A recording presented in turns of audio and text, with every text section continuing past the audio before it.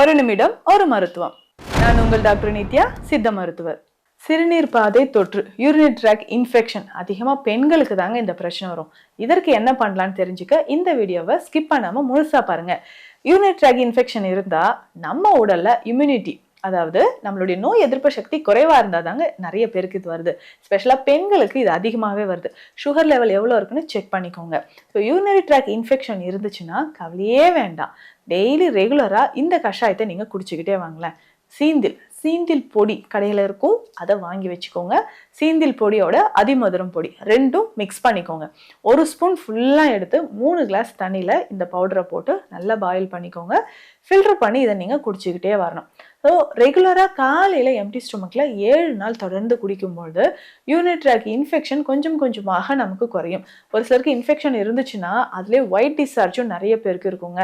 இந்த வெள்ளைப்படுதல் பிரச்சனை இருந்தாலும் இந்த கஷாயத்தை நீங்கள் ஃபாலோ பண்ணலாம். இந்த மாதிரி பயனுள்ள மருத்துவ தகவல்களுக்கு நம்ம பேஜை ஃபாலோ பண்ணுங்க.